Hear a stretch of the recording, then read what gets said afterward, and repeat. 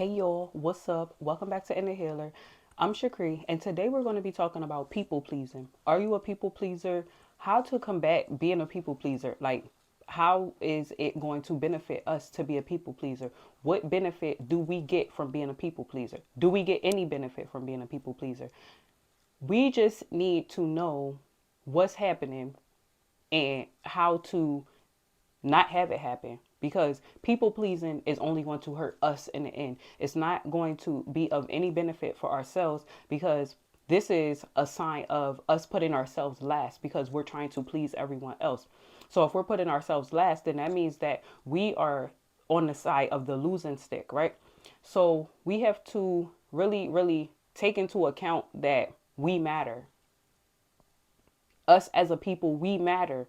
We have to look out for self before we can look out for anyone else, because if we're not good, how can we be good for anyone else? We're of no assistance to another person if we're not even of assistance to ourselves. So we have 5 signs to show us if we're being a people's pleaser. Obviously there's more signs to show that you're being a people pleaser, but these were the top 5 that I thought of, that I thought that could benefit someone else, to let them know that, choose you first. So the first sign is never being alone. You have no alone time. You're always around someone else. So when you're around other people, you tend to take on the energies of other people. So you're not you're not conscious of your own thoughts. You're not aware of your own thoughts. Sometimes when we're around a whole crowd of people, we tend to let go of our instincts also. So being alone is not a bad thing. Being alone is actually a good thing.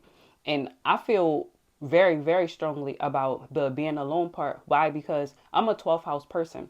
So I need alone time. And a lot of people need alone. Everyone needs alone time, honestly. Some people may need it more than others, but you have to carve out time for yourself. Whether you get up earlier in the morning than everyone else in your house, or whether you stay up later than everyone else in your house, or if you have children, you put them down for a nap in the middle of the day so that you can have some alone time. We need alone time so that we can gather our thoughts, so that we can know what's happening around us, so that we can be conscious of even our inner feelings, our the voice that's in our head that's telling us what to do. We're ignoring it because we hear too much chatter. We're hearing this person talking, that person talking, everyone around us is talking, and we're not hearing what's going on inside of us. So we need alone time.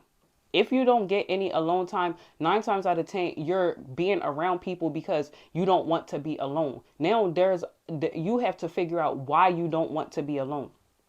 What in you is afraid to be alone? Do you have any kind of trauma from being alone? Then that's the root cause of it. So now we have to figure out how to combat that. How can you combat being not wanting to be alone because you want to be around everyone else, and it's caused by some kind of trauma that you feel from being alone? What happened to you while you were alone? This is something that has to be addressed so that you can move on with life, so that you can know who you are. Because a lot of times when we're around a lot of people, we don't know who we are ourselves.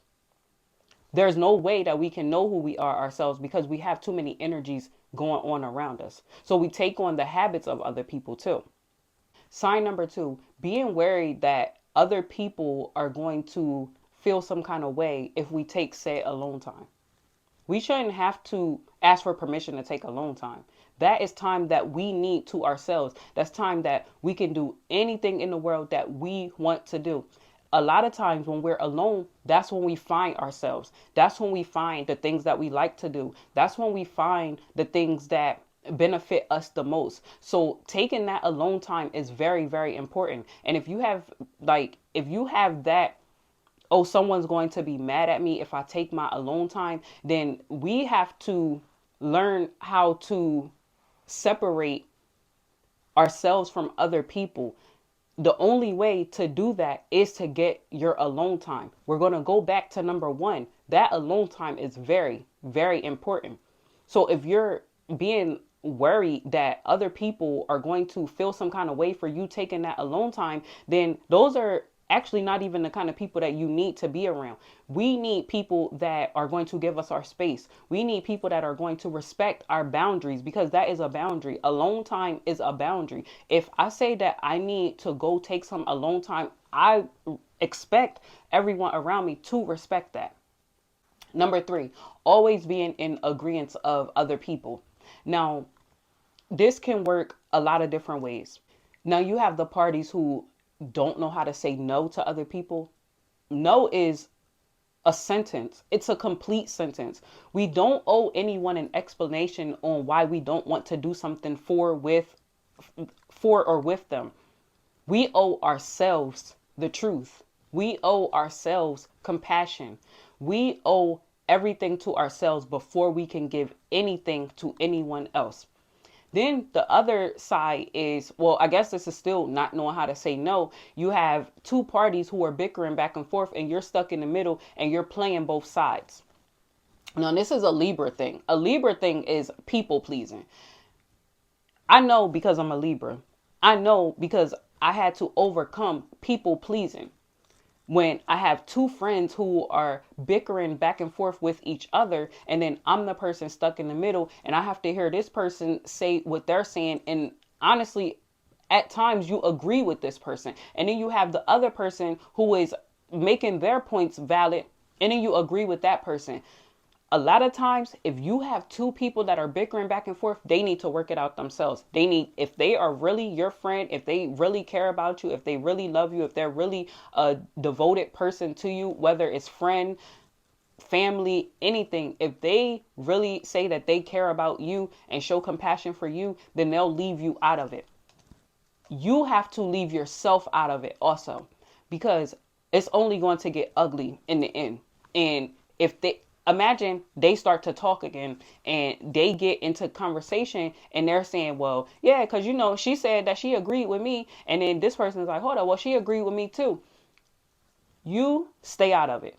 No is a complete sentence. No one can call you and gossip about anyone. It doesn't even have to be gossip. No one can call you and tell you about another person. You redirect them to that other person. It's easier said than done. I promise you, it's easier said than done. But you just have to keep on working at it and working at it, building up that courage to say no.